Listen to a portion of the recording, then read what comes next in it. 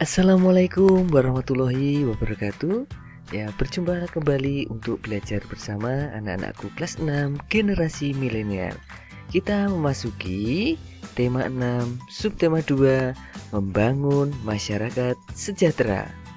Di pembelajaran kali ini kita akan mempelajari yaitu mupel yang pertama adalah PPKN, mupel yang kedua adalah bahasa Indonesia dan IPS. Tujuan pembelajaran yang akan kita capai pada pembelajaran kali ini adalah sebagai berikut. Kita lanjutkan untuk materi berikutnya. Ya, menemukan gagasan utama dalam teks non-fiksi.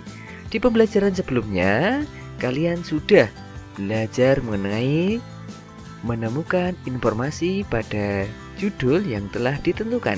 Sekarang kalian akan belajar menemukan gagasan utama dalam teks non-fiksi. Ya, bagaimana menemukan gagasan utama pada teks non-fiksi? Ya, yang pertama membaca teks non-fiksi dengan cermat. Yang kedua, menemukan kalimat utama pada teks.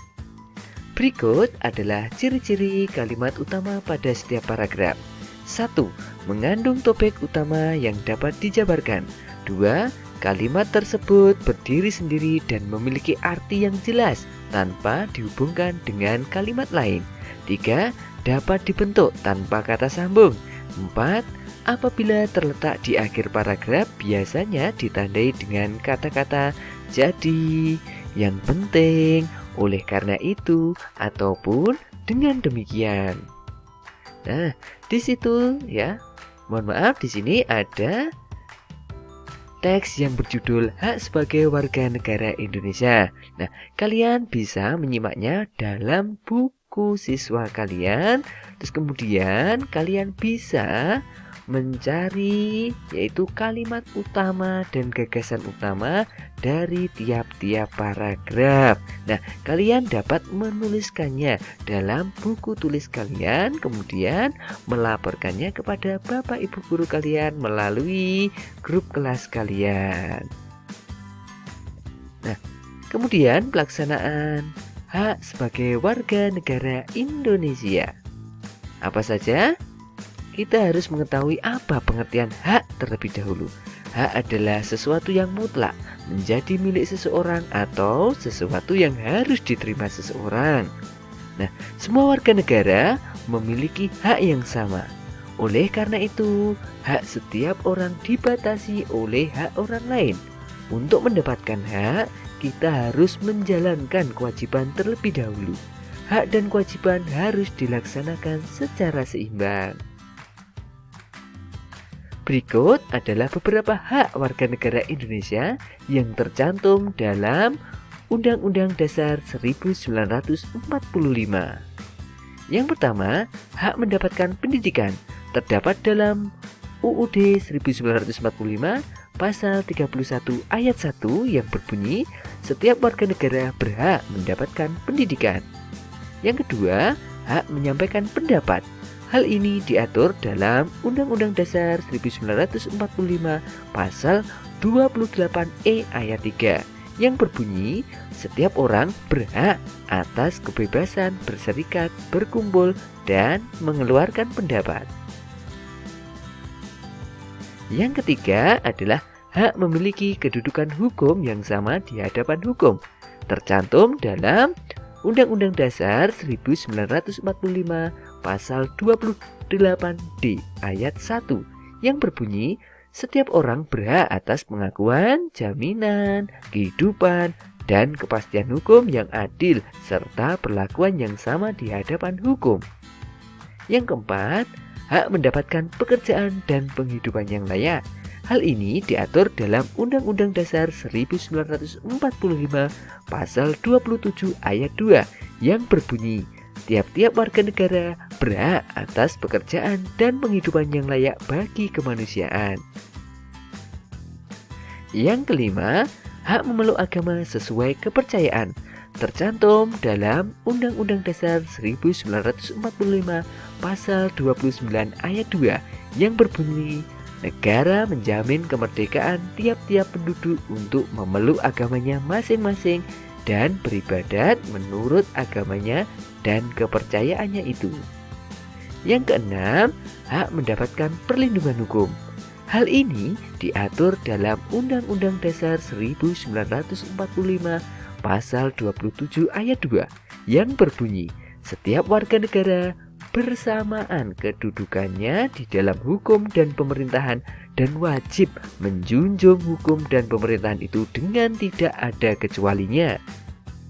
Nah, setelah kalian tadi menyimak macam-macam hak warga negara berdasarkan Undang-Undang Dasar 1945, kalian bisa menyimpulkan tentang pasal-pasal dalam Undang-Undang Dasar Negara Republik Indonesia tahun 1945 yang mengatur tentang hak-hak warga negara Indonesia.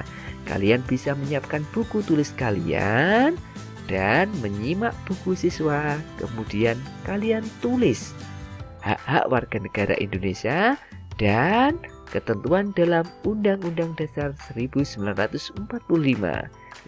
Kalian bisa mencari referensinya dalam buku teks maupun bisa mencari dalam Google ya.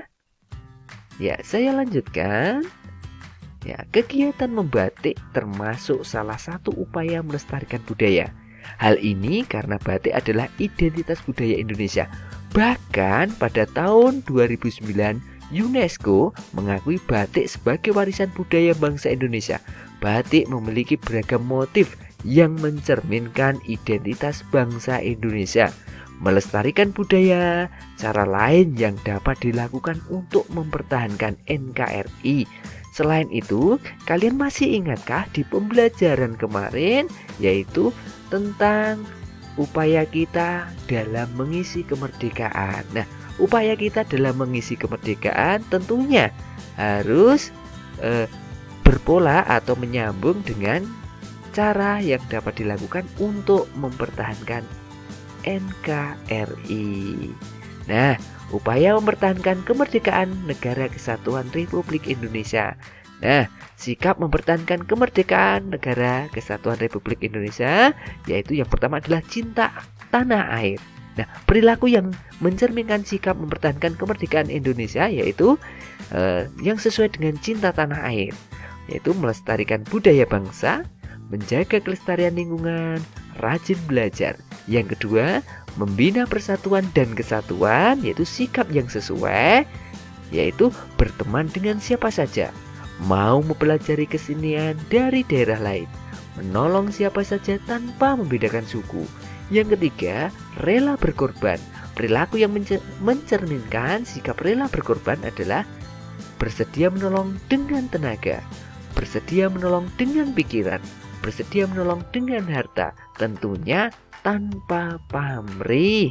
Itu adalah upaya mempertahankan kemerdekaan Negara Kesatuan Republik Indonesia.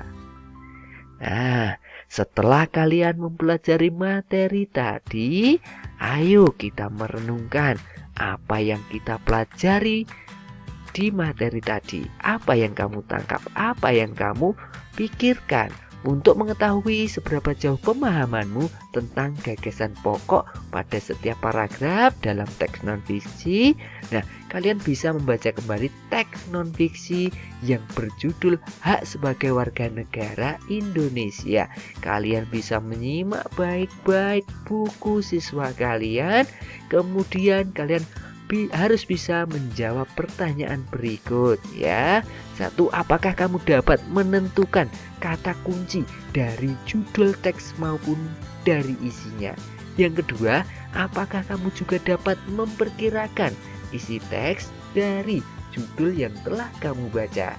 Yang ketiga, apakah kamu sudah dapat menentukan kalimat utama dan gagasan utama pada setiap paragraf? Nah, kalian bisa menuliskannya dalam buku tulis kalian, lalu kalian bisa melaporkannya atau berkonsultasi kepada bapak atau ibu guru kalian melalui grup kelas kalian. Iya, kalian bisa bekerja sama dengan orang tua kalian di rumah. Nah, karena belajar itu kapanpun, dimanapun, dan dengan siapapun. Bersama orang tuamu, amatilah kehidupan dan berlaku warga masyarakat di sekitar tempat tinggalmu. Tuliskan perilaku mereka yang mencerminkan sikap mempertahankan kemerdekaan Negara Kesatuan Republik Indonesia. Nah, kalian bisa menuliskannya ya. Hak-hak masyarakat sebagai warga negara Indonesia yang sudah terpenuhi. Kira-kira hak apa saja yang sudah terpenuhi di dalam masyarakat di sekitar kalian? Apakah sudah mendapatkan pekerjaan yang layak? Apakah sudah mendapatkan pendidikan?